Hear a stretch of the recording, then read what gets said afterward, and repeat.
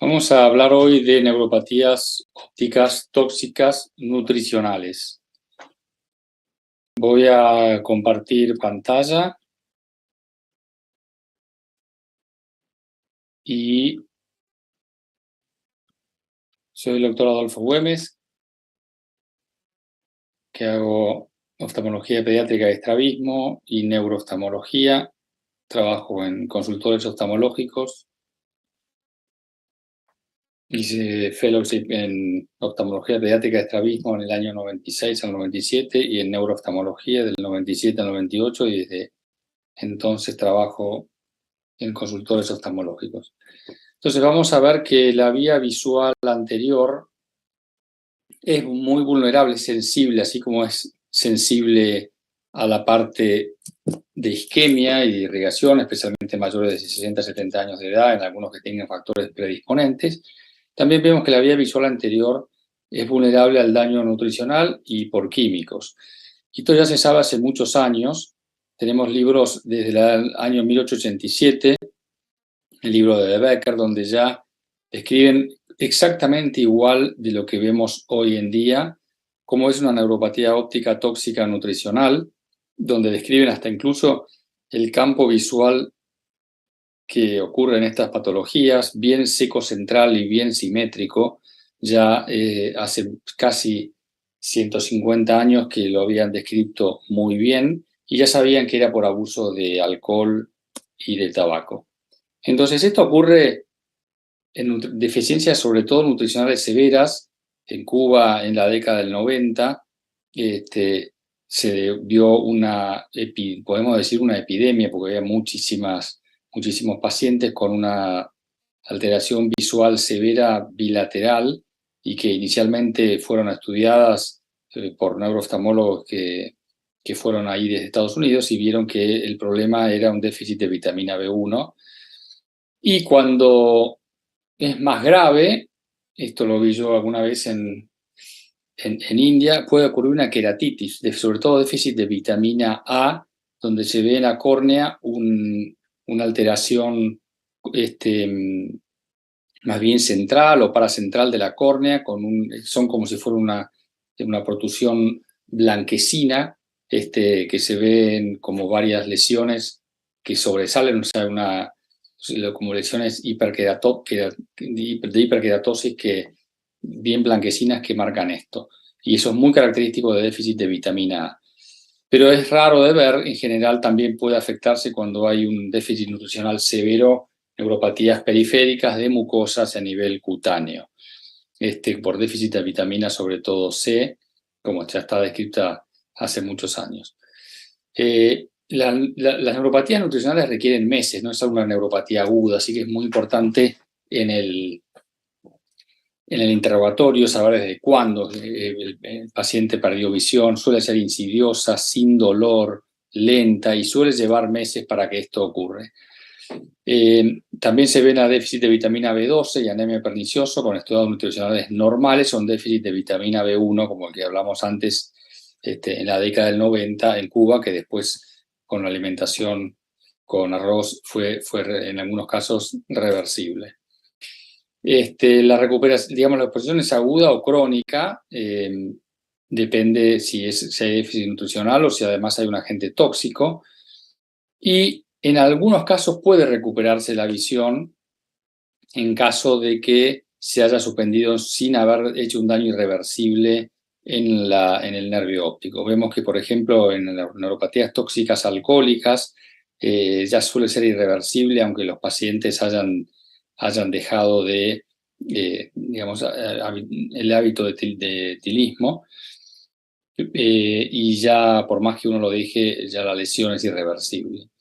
Y otro tema importante para saber es que cuando hay una neuropatía alcohólica, habitualmente se asocia a un déficit nutricional. Generalmente pacientes alcohólicos suelen además tener un déficit nutricional por las mismas calorías que le da digamos, el etilismo, ¿no es cierto? Por supuesto que además tiene mayor riesgo de lesión en el nervio óptico cuando son fumadores, o sea, aparte del déficit nutricional, suelen ser concomitantes fumadores y déficit nutricional y alcoholismo. Por eso es importante la historia clínica. Y la historia clínica es un paso importante. Es muy raro que un paciente, digamos, blanquee su situación o diga su situación en el alcoholismo. Por eso que a veces hay que interrogar más por el lado del tabaquismo, algunos otros hábitos, para poder saber si realmente puede ser, digamos, como causa de su problema visual. Lo típico de la neuropatía tóxica nutricional es que sea bilateral y simultánea. No ocurre como las otro tipo de neuropatías, que son primero un ojo y después el otro. Es indoloro, es bien simétrica.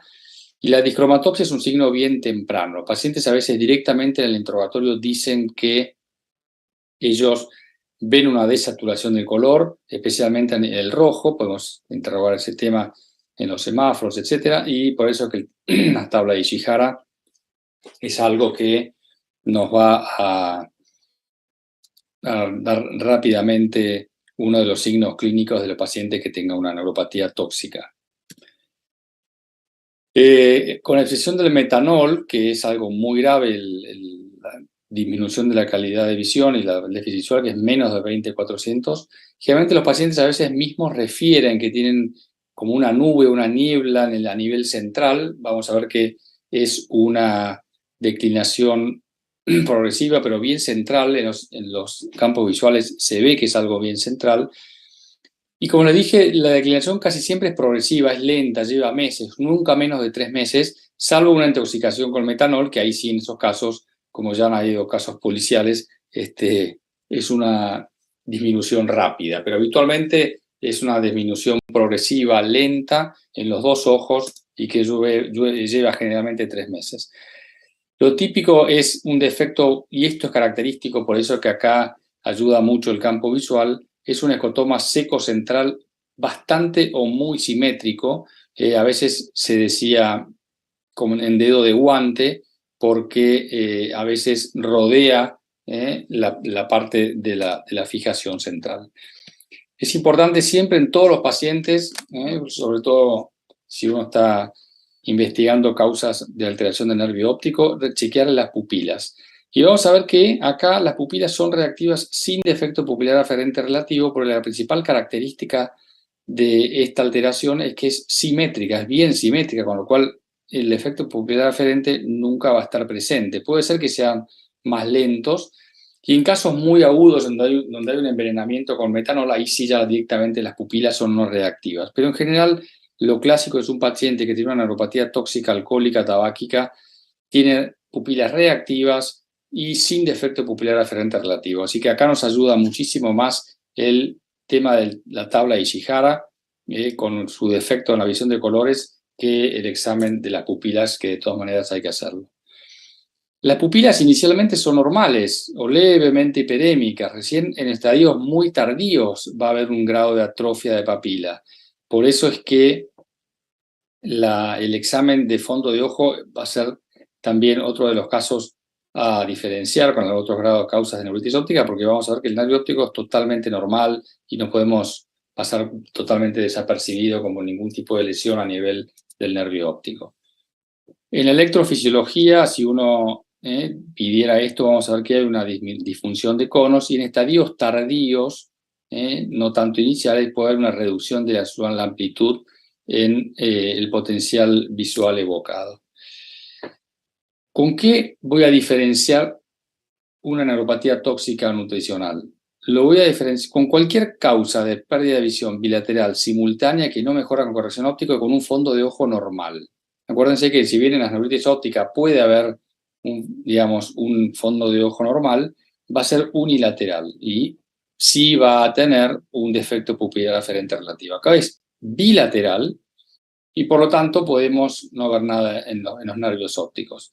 Bilateral y simétrica, progresiva, lenta, a lo largo de 3 meses o más, hay que pensar en esta causa.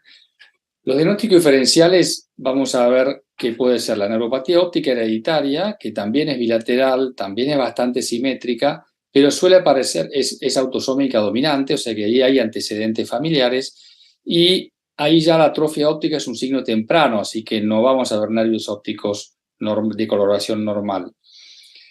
La neuropatía óptica mitocondrial de Leber podría ser también un diagnóstico diferencial. Son pacientes en la neuropatía óptica mitocondrial de Leber que tienen una pérdida no tan lenta, sino más bien subaguda, se le llama, que puede ocurrir en un mes, y tampoco es simétrica, sino ocurre en un ojo típicamente, y a los 2 meses o a los 3 meses ocurre en el otro. Puede haber un mes de diferencia entre un ojo y otro, pero no es tan simétrica como en la neuropatía tóxica nutricional.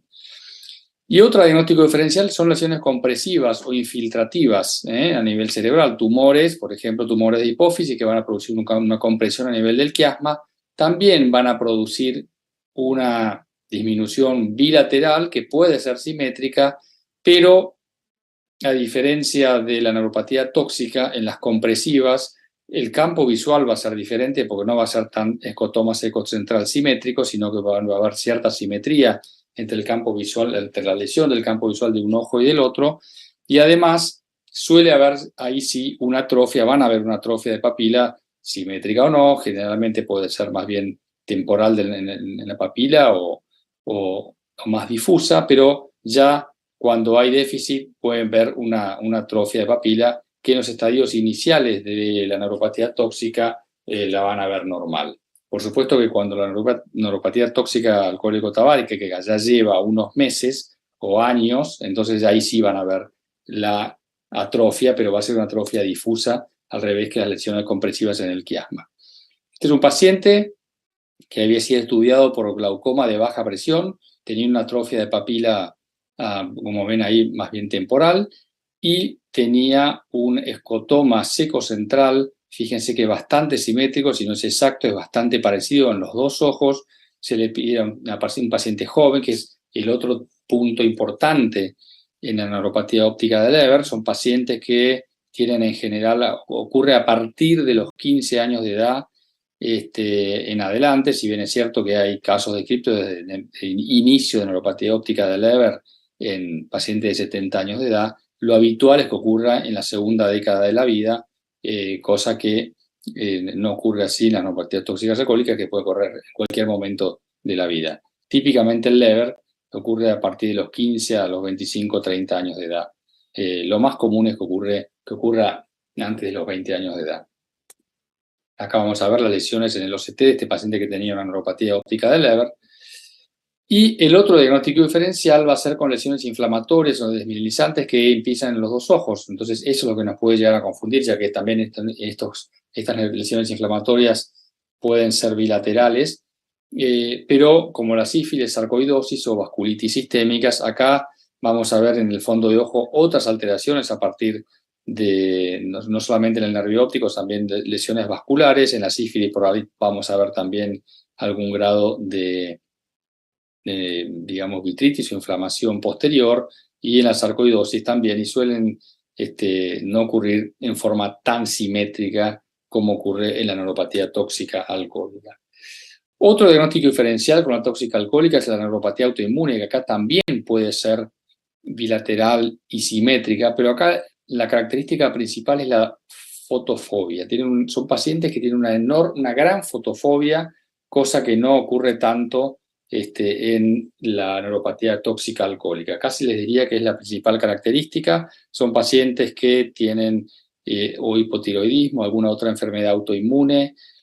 Comienzan también con una disminución de visión insidiosa, lenta, bilateral y simétrica, pero la fotofobia es una característica muy importante. Esta era una paciente que venía con, ella misma también pintaba y decía que tenía dificultades para pintar, ya que le costaba más ver la saturación en los distintos colores. Tenía una atrofia de papila bilateral y ya llegaba con esta atrofia, pero lo que se quejaba es principalmente de una fotofobia extrema, que le llevaba a usar estos anteojos con filtros. Y en la neuropatía autoinmune es muy importante el campo visual, ya que suelen ser escotomas anulares o periféricos y no son secocentrales como son en la neuropatía tóxica alcohólica o tóxica nutricional. ¿Cómo es el manejo de estos pacientes? Vamos a ver, bueno, a veces uno tiene que pedir una resonancia magnética para descartar que no sea una causa compresiva, aunque lo más importante es, como les dije, el campo visual. Cuando uno ve los escotomas ecocentrales, es, digamos, una de las características para pensar en neuropatía tóxica nutricional, pero ante cualquier duda uno tiene que pedir una neuroimagen para descartar un proceso compresivo. Se pide entonces vitamina B12, ácido fólico y a veces se identifica algún tóxico en sangre con un especialista en toxicología. Hay muchísimas epidemias, como le dije, la de Cuba en los 90, en Japón en la posguerra, y saber que esto ocurre el mayor riesgo con el tabaquismo, así que hay que interrogar sobre ese hábito en los pacientes. También puede ser que hay que interrogar sobre otros síntomas sistémicos o generales, ya que puede ocurrir una anemia megaloblástica con parestesias, debilidad, hiperreflexia. En algunos casos conviene, si se puede, también hacer los reflejos tendinosos para ver cómo estos pacientes reaccionan ante eso. El déficit de vitamina B1 en la cefalopatía de Wernicke va a producir también una alteración visual importante, bilateral y simétrica, sin cambios en el nervio óptico. Vamos a ver distintos ejemplos. Una paciente de 48 años, de sexo femenino, que hacía 3 meses que notaba disminución de la visión, fumadora importante, desde los 15 años de edad, y habitualmente tomaba vodka de Fernet, ella misma lo decía. Generalmente son bebidas blancas las que producen este tipo de lesiones en el nervio óptico. Tenía una agudeza visual de 1/10, 2/10, que es lo característico. No suelen ser menor de 20/400, algo que haya, como les dije, en metanol. Y ven que la tabla de Ishihara mostraba una disminución en la visión de los colores, 3/14 láminas y 4/14 láminas en el ojo izquierdo, con pupilas lentas, pero sin defecto pupilar aferente relativo. Esta era la foto con alteraciones y en los nervios ópticos. Y vamos a ver otro caso, 38 años de edad, hace 5 años ya llevaba pérdida bilateral aguda de visión. Hay que a veces interrogar sobre otros medicamentos, ya que eso nos va a veces a indicar o orientar sobre hábitos que pueda tener el paciente, tratado con psicotrópicos, y tenía una agudeza visual de 1/10 en ambos ojos, y una alteración en la visión de los colores. Vamos a ver que las papilas tenían una palidez principalmente temporal, como suele verse en las neuropatías tóxicas nutricionales, y cuando le pedimos el campo visual, vemos que se ve esta lesión que yo decía en dedo de guante, se ve como un dedo justamente debajo de ese escotoma inicialmente central, que todavía no llegó a unirse con la mancha ciega, pero se va probablemente a unir y quedando en un seco central, y un seco central en el otro ojo, en el ojo izquierdo. Y eso es característico de las lesiones tóxicas nutricionales. Vemos acá el campo visual con sus defectos principalmente a nivel central, y como les dije, ante las dudas siempre conviene pedir una neuroimagen. Otra paciente que 70 años de edad, a veces tienen síndromes de malabsorción por alteraciones a nivel colónica o intestinal, que nota disminución visual luego de las comidas, y lo mismo, tiene un escotoma ven seco central bastante parecido en los dos ojos, que confirma el diagnóstico de neuropatía tóxica. También hay que interrogar sobre otros medicamentos. El etambutol, tratado para las micobacterias, tratamiento antibiótico para micobacterias, es una causa más frecuente de neuropatía, generalmente requiere 2 meses de tratamiento, y acá suele ser bastante reversible si uno suspende el tratamiento inicialmente. Y acordarse entonces que la ambliopía alcohólica tabáquica se llama así ya debido a la asociación entre el tabaquismo y el alcohol. Entonces como conclusión, hay que pensar en neuropatía tóxica en toda disminución visual crónica, bilateral y simétrica, con escotomas secos centrales y discromatopsia. Bueno.